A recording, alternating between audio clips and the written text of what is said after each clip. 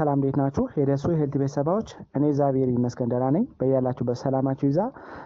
ዛሬም እንደተለመደው በአንድ አስተማሪና ጠቃሚ ተመልሻለሁ። በዚህ ቪዲዮ ተልባ እንዴት ነው የነርቭ ስርዓትን የሚደግፈው የሚለውን በሶስት ከፍዬ ለእናንተ በደንብ አብራርቼ እነግራችኋለሁ። ከዛ በፊት ግን ለቻናሉ አዲስ ከሆናችሁ ቻናሉን ሰብስክራይብ ያደርጋችሁ ጀምሮ ነባራዊ ሰዎችም የዩቲዩብ አልጎሪዝም ለብዙዎች እንዲያደርስና ብዙዎችን ስለሚያስተምር ላይክና ሼር ማድረጋችሁን አትርሱ። አብራችሁን ቆዩ። ወደ ዋናው ሀሳቤ ስመለስ ተልባ ለነርቭ ስርዓት እና ጤና ጠቃሚ ከሆኑ ምግቦች አንዱ ነው ማለት ነው። ተልባ የነርቭ ስርዓትን ይደግፋል። የተጎዳ ነርቭን ወደ ነበረበት ለመመለስና አጠቃላይ ለነርቭ ሽፋን ሆኖ የሚያገለግለውን ማይሌጅ እያለ የምንጠራውን ለማምረትና ለመገንባት ተመራጭ የሆነ የምግብ አይነት ነው ማለት ነው።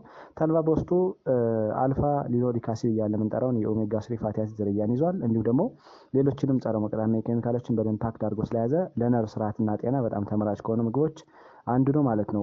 ሪሰርቾች ወይም ደግሞ ጥናቶች እንደሚያስረዱት ከሆነ የተልባን ውጤቶች ለምሳሌ የተልባ ዘይት፣ የተልባን በሳፕሊመንት ሽርክ መውሰድ እንዲሁም ደግሞ አጠቃላይ የተልባ ውጤቶችን አዘውትሮ መመገብ የተጎዳ ነርቭ ካለ ወደ ነበረበት እንዲመለስና አጠቃላይ ነርቭ ሪጀነሬሽን እያለ የምንጠራውን ለማስተካከል የነርቭ ፋንክሽን ለማሳለጥና አጠቃላይ የተጎዳ ነርቭን ወደ ነበረበት ለመመለስ እጅግ በጣም አስፈላጊ ከሆኑ የምግብ አይነቶች አንዱ ነው ማለት ነው። በተለይ የነርቭ ስርዓትን ከሚጎዱ ነገሮች አንዱ የስኳር በሽታ እንዲሁም ደግሞ የአካል ጉዳት ካለ በዛ ምክንያት የመጣ የነርቭ መጎዳት ለመመለስና ለማስተካከል ተልባን መመገብ ትልቅ አስተዋጽኦ አለው ማለት ነው። ስለዚህ ተልባ እንዴት ነው የነርቭ ስርዓትን የሚደግፍልን የነርቭ ስርዓትን ጤና የሚጠብቅልን የሚለውን በሶስት ከፍዬ ለእናንተ በደንብ አብራርቼ እነግራችኋለሁ። ከዛ በፊት ለቻናሉ አዲስ ከሆናችሁ ቻናሉን ሰብስክራይብ ያደርጋችሁ ጀምሮ ነባራዊ ሰዎችም ላይክ እና ሼር እያደረጋችሁ ትብብራችሁ እንዳይለይ ስል እጠይቃለሁ። የመጀመሪያውና አንደኛው ኒውሮ ፕሮቴክሽን ኢፌክት አለው እንዲሁም ደግሞ የተጎዳ ነርቭን ይመልሳል ማለት ነው። ተልባ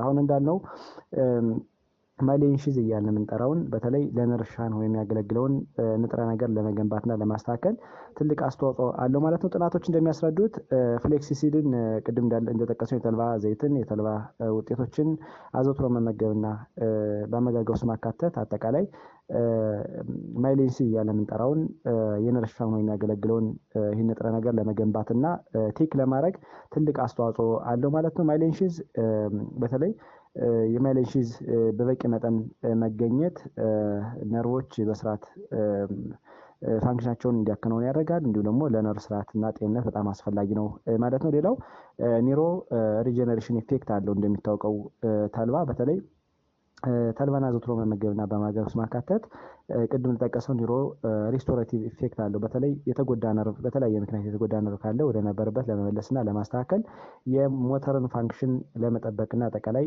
ነርቭ ዳሜጅ ካለ ወደ ነበረበት ለመመለስ እጅግ በጣም አስፈላጊ ነው ማለት ነው። ስፔሻሊ የስኳር በሽተኞች ብዙ ጊዜ የነርቭ ጉዳት፣ የነርቭ ህመምና የነርቭ ችግር ይኖራል። እንዲሁም ደግሞ በተለያየ ምክንያት የመጣ በምሳሌ በትራውማ በተለያየ ምክንያት የመጣን የነርቭ መጎዳትን ወደ ነበረበት ለመመለስ ትልቅ አስተዋጽኦ አለው ማለት ነው። ሁለተኛ ኢንፍላሜሽን ለመቀነስ ተልባ ትልቅ ሚና አለው ማለት ነው። ብዙ ጊዜ ስር የሰደደ ኢንፍላሜሽን ከቁጥጥር የዘለለ ብግነት፣ እብጠትና የሴሎች ቁጣ ሲኖር እንደሚታወቀው የነርቭ ስርዓትን ይጎዳል ማለት ነው። ስለዚህ ኢንፍላማቶሪ ማርከሮችን አጠቃላይ ብግነትን ሊያስነሱ የሚችሉ እብጠትን ሊያስነሱ የሚችሉ ቁጣን ሊያስነሱ የሚችሉ አጠቃላይ ማርከሮችን በመቀነስ በቀላሉ ሰዎች ለነርቭ ጉዳት እንዳይጠቁና የነርቭ ጉዳት እንዳይኖር ይከላከላል ማለት ነው። ሶስተኛ ኮግኒቲቭ እና አጠቃላይ ለብሬን ፋንክሽን እጅግ በጣም ትልቅ አስተዋጽኦ አለው ማለት ነው። በተለይ ለአእምሯችን ጤንነት ተመራጭ ከሆኑ የምግብ አይነቶች አንዱ ነው ማለት ነው።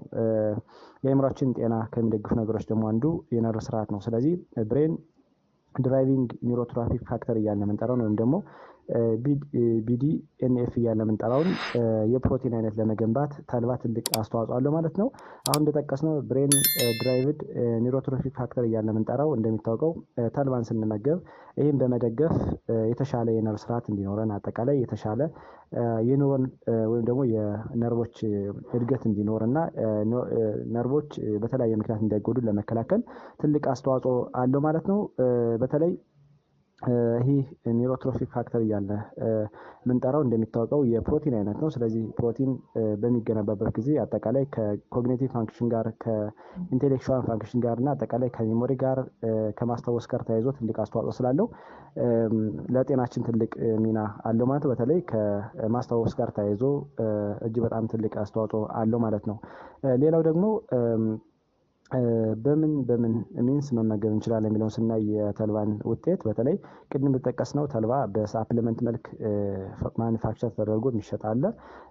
የተልባ ዘይት አለ። እንዲሁም ደግሞ ፓውደሩን በተለያየ ሚንስ መጠቀም እንችላለን። በተለይ ፓውደሩን በቂጣ መልክ፣ በዳቦ መልክ እንዲሁም ደግሞ ከውሃ ጋር በመጨመር በማቅጠን በምግብ መልክ መመገብ እንችላለን ማለት ነው። እንዲሁም በተለያየ ሚንስ መመገብ የምንችለው የምግብ ዘዴ ነው ማለት ነው። ሌላው በየቀኑ ምን ያህል መጠቀም እንችላለን የሚለውን ስናይ ብዙ ጥናቶች እንደሚያስረዱት ከሆነ ከ14 እስከ 28 ግራም በየቀኑ መጠቀም እንችላለን ማለት ነው። ያ ማለት ከ1 እስከ 2 የሾርባ ማንኪያ ተልባን መጠቀም እንችላለን ማለት ነው። ስለዚህ ከ14 እስከ 28 ግራም አካባቢ በየቀኑ እንጠቀመዋለን ማለት ነው። ሌላው መጠቀም የሌለባቸው ሰዎች እነማን ናቸው የሚለውን ስናይ ብዙ ጊዜ ብዙ ጥናቶች እንደሚያስረዱት ተልባን ነፍሰ ጡር እናቶች በጣም እንዲመገቡት አይመከርም። ምክንያቱም ከጽንሱ ጋር ተያይዞ አንዳንድ ፋክተሮችን ሊፈጥር ይችላል ተብሎ ስለሚታሰብና ጽንስን አሉታዊ ተጽዕኖ ያስከትላል ተብሎ ስለሚታሰብ የተልባን ውጤት ሲጠቀሙ በጥቂቱና አልፎ አልፎ እንዲጠቀሙት ይመከራል። ሌላው ሰርጀሪ የሚሰራላቸው ሰዎች በተለይ ሰርጀሪ ሊያሰሩ ከ2 ሳምንት በፊት ማቋረጥ አለባቸው ማለት ነው። ምክንያቱም ሪስክ ኦፍ ብሊዲንግ እና የተለያዩ ችግሮችን የመድማት ደም መፍሰስ ሊያስከትል ስለሚችል 2 ሳምንት በፊት ማቋረጥ እንዳለባቸው ብዙ ጥናቶች ያስረዳሉ። ከዚህ በተጨማሪ ሌላው ደግሞ የምግብ መፍጫ ስርዓት ችግር ያለባቸው ለምሳሌ እንደ ኢሪቴብል ባውል ሲንድረም፣ ሌሎችም ጨጓራ ላይ ችግር ካለ፣ አንጀት ላይ የተለያዩ ችግሮች ካሉ ብዙ ጊዜ ተልባን በብዙ እንዲመገቡት አይመከርም። ምክንያቱም የምግብ መፍጫ ስርዓትን ያበሳጫል። በዛ ምክንያት ለተለያዩ ችግር ሊዳረጉ ስለሚችሉ ሰዎች ጥንቃቄ ማድረግ አለባቸው ተብሎ ይታሰባል ማለት ነው። ስለዚህ ተልባ ጥቅም እንዳለው ሆኖ አንዳንዴም ጉዳት ስለሚኖረው ጥንቃቄ ማድረግ በጣም ተገቢ ነው ማለት ነው። ሌላው ከአመጋገብ ጋር ተያይዞ ተልባን ሰዎች ሲመገቡት በጥሬው እንዳይመገቡት ይመከራል። ምክንያቱም ተልባ በጥሬው ሰዎች ዝም ብለው የሚጠቀሙ ከሆነ እንደሚታወቀው ምንም ጥቅም ሳይሰጥ በሰገራ አማካኝነት ሊወጣ ይችላል ተብሎ ይታሰባል። ስለዚህ ሰዎች ተልባን ሲጠቀሙ ከተፈጨ በኋላ ፓውደሩን ቢሆን ትልቅ አስተዋጽኦ አለው ማለት ነው። እንዲሁም ተልባን ተጠቀሙ በኋላ ሰዎች ከፍተኛ የሆነ ራፌጅ ወይም ደግሞ ከፍተኛ የሆነ አሰር ስላለው ውሃን ከፍ አድርገው እንዲጠቀሙ ይመከራል ማለት ነው። ምክንያቱም ውሃን ከፍ አድርጎ የማይጠቀም ከሆነ አሁን እንዳልነው የአጠቃላይ የምግብ መፍጫ ስርዓትን ብስጭት ሊያስከትል ይችላል።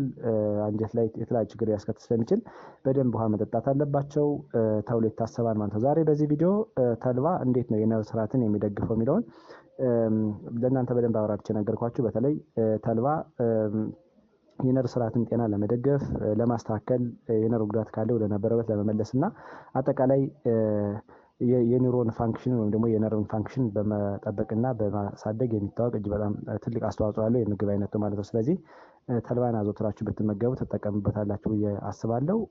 ለዛሬው ከዚህ ላይ ይብቃን። አመሰግናለሁ። ባይ ባይ።